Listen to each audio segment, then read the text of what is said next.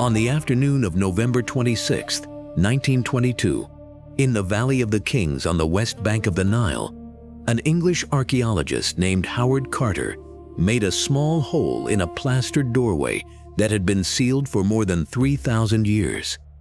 He held a candle to the opening. He waited for the air pressure to equalize, for the breath of 3 millennia to exhale into the dry Egyptian afternoon. Then he leaned forward and looked through the hole into the darkness beyond. This is Global Mystery Archive, World Mysteries and Forbidden Worlds. I'm Julian Cross.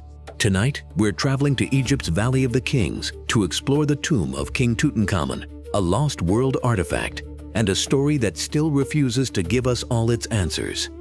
Standing beside him was George Herbert, the 5th Earl of Carnarvon, the wealthy English aristocrat who had funded 5 seasons of fruitless searching in the Valley of the Kings before this moment.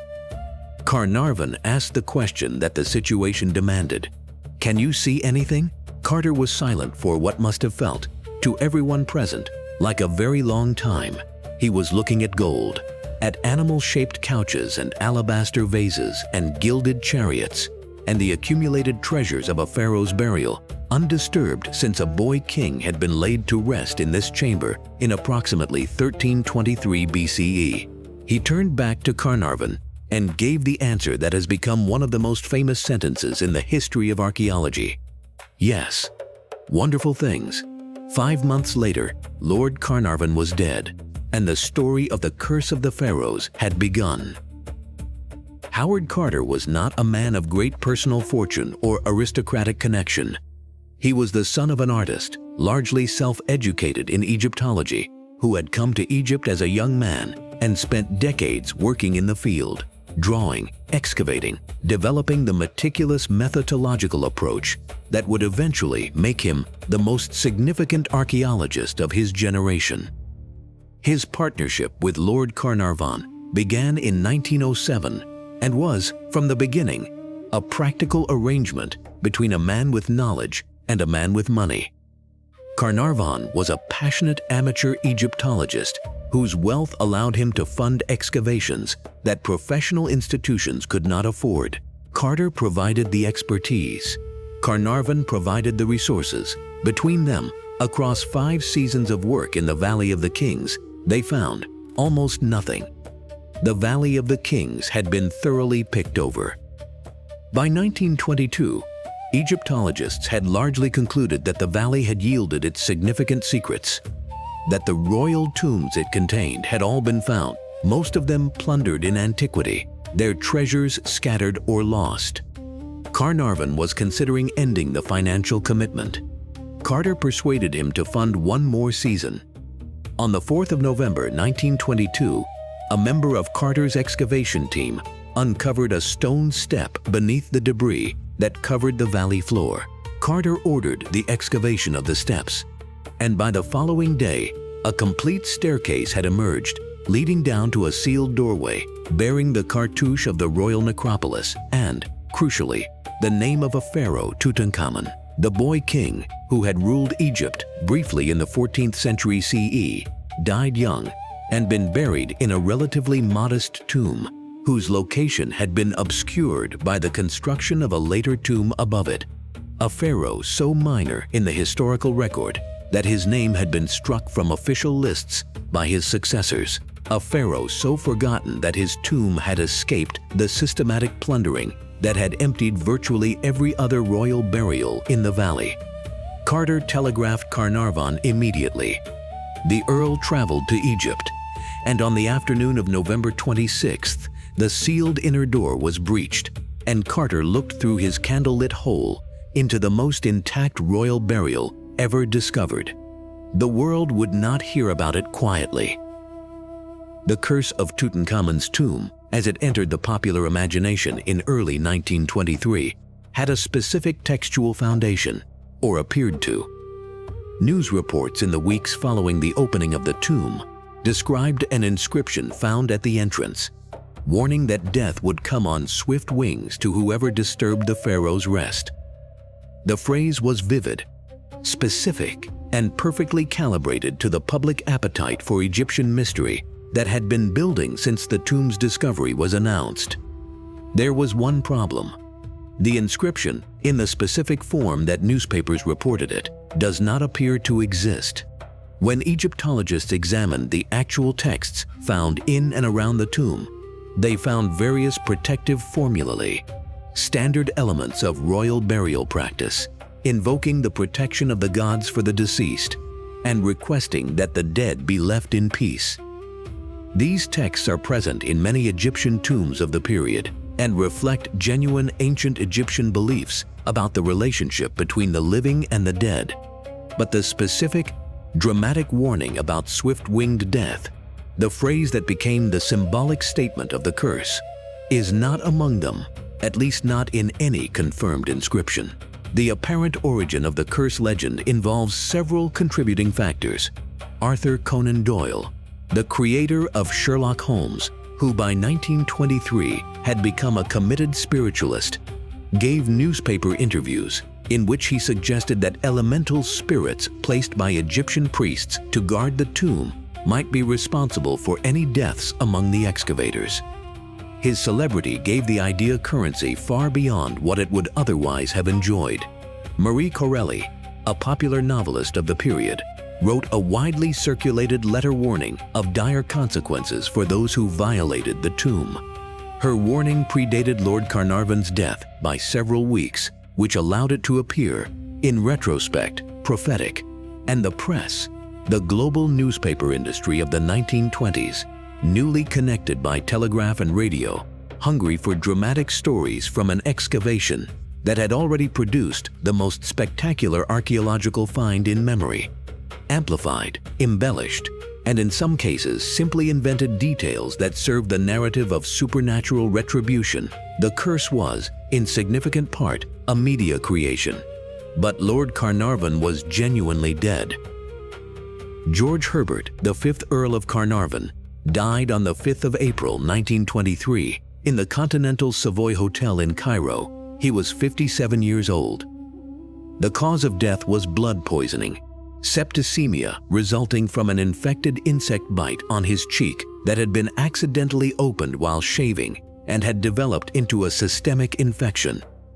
He had been in poor health for years, the result of a serious automobile accident in Germany in 1901 that had left him with chronic respiratory problems and a constitution that did not withstand illness well. The medical explanation for his death is entirely straightforward. A man in poor health, in his late 50s, in the pre-antibiotic era, died of an infected wound. This happened to people in 1923 with a regularity that the antibiotic revolution has made easy to forget. But the details that surrounded his death were not straightforward in the way that the press presented them, and they were not going to be presented straightforwardly by a press that had already committed to the curse narrative. At the moment of Carnarvon's death, or approximately at that moment, the timing being inexact in the various accounts, the lights in Cairo reportedly went out. A power failure, brief and unexplained, plunged the city into darkness in the instant that the man who had opened Tutankhamun's tomb breathed his last. Whether this actually happened, and whether it was coincidence or something else, was impossible to verify. It was reported, it was believed, in England, at Carnarvon's estate in Highclere Castle, his dog, a fox terrier named Susie, reportedly howled and died at approximately the same hour as her owner, 5,000 kilometers away. These stories circulated in the newspapers alongside the straightforward medical account of Carnarvon's death, and they did not compete with each other so much as they layered on top of each other. The mundane explanation and the supernatural suggestion occupying the same cultural space, each drawing sustenance from the other's presence. The curse had its first confirmed victim, or the Earl of Carnarvon had died of blood poisoning. Both things were reported, both were believed, by different people with varying degrees of certainty. In the months and years following Carnarvon's death, researchers and journalists compiled lists of people connected to the tomb's discovery and opening who had subsequently died. lists that were presented as evidence of the curse's continued operation. Arthur Mace, a member of Carter's excavation team, who had been present at the opening of the inner chamber, died in 1928 of what his physicians described as pleurisy, though some accounts suggest his health had been declining since the excavation. George J. Gould, an American railway magnate who had visited the tomb shortly after its opening, died in 1923 of pneumonia. Aubrey Herbert, Carnarvon's half-brother, who had visited Egypt around the time of the discovery, died in 1923 following dental surgery. Hugh Evelyn White, a scholar who had worked at various Egyptian sites, died in 1924 in what was described as a suicide, reportedly leaving a note written in his own blood claiming that he had succumbed to the curse. The death list, as it circulated in the press, grew to include dozens of names, people with varying degrees of connection to the Tutankhamun excavation, ranging from those who had been present at the opening of the tomb to those who had simply visited Egypt in the relevant period. In 2002, a statistical study published in the British Medical Journal examined the deaths of people connected to the Tutankhamun excavation against actuarial expectations for their age, health, and social background. The study concluded that there was no statistically significant difference between the mortality rates of people connected to the tomb and the mortality rates that would be expected for comparable individuals in the same period. The people who died at rates consistent with what their age and health predicted. The people who lived for the expected duration of their lives. The curse, as a statistical phenomenon, does not exist. This finding did not notably diminish the legend. The scientific community, unwilling to accept supernatural explanations without investigation, has proposed several mechanisms by which contact with an ancient Egyptian tomb might cause harm to those who entered it. The most extensively developed is microbiological. Egyptian tombs, sealed for millennia, with stable temperature and humidity conditions, can harbor biological agents that present hazards to people with no immunity to them. The fungus Aspergillus niger, among others, has been found growing on the walls and organic materials of ancient tombs. Aspergillus spores, when inhaled by someone with a compromised immune system, can cause serious respiratory illness. Lord Carnarvon, with his chronically weakened respiratory system, would have been particularly vulnerable to any airborne biological hazard present in the tomb. Dr. Ezzeddin Taha, an Egyptian microbiologist, proposed in 1962 that Aspergillus niger was the agent responsible for what had been attributed to the curse, a hypothesis that was supported by the subsequent finding of the fungus in several examined Egyptian tombs. The hypothesis is plausible and consistent with the medical histories of some of the people who developed illness after entering the tomb. Radioactive radon gas, produced by the decay of uranium in the granite and other stones used in tomb construction, accumulates in sealed spaces and can reach concentrations hazardous to human health after long periods of sealed containment. The opening of a sealed tomb would initially release a pulse of radon-enriched air to anyone standing near the entrance, a brief but potentially significant exposure. Other proposals have included ammonia gas from decomposing organic materials, formaldehyde from preservation processes, and various other chemical agents that might be expected to accumulate in a sealed space containing organic materials that have been slowly breaking down for 3,000 years. These explanations are scientifically reasonable. They account for some of the reported illnesses and deaths associated with the tomb. They do not account for all of them.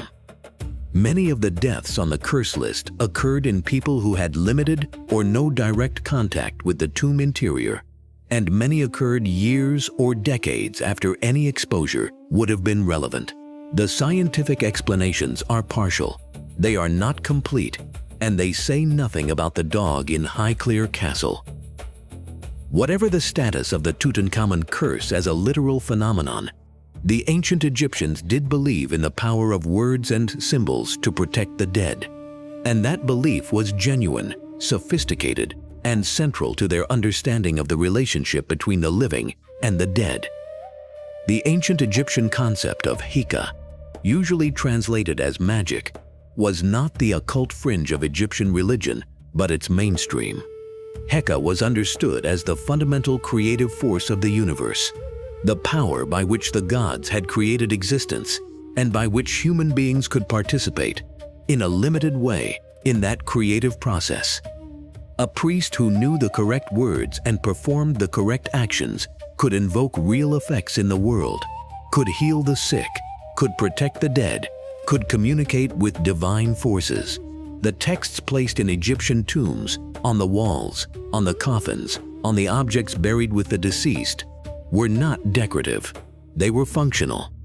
The Book of the Dead, the collection of spells and instructions placed with the deceased to guide them through the afterlife, was a practical manual for a journey that the Egyptians regarded as genuinely real.